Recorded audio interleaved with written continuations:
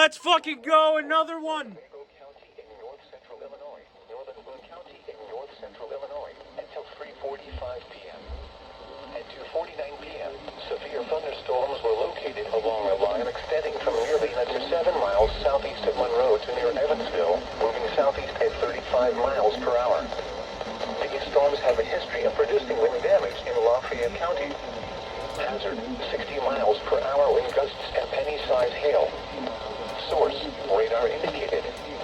Intact, expect damage to roofs, siding, and trees.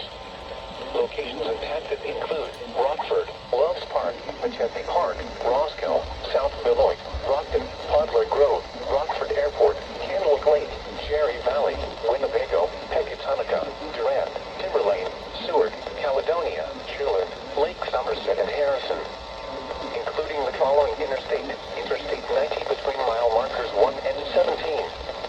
This includes Rock Cut State Park, Rock Valley College, Rockford Rivets Baseball, Rockford Speedway, and Winnebago County Fairgrounds. For your protection, we'll fill an interior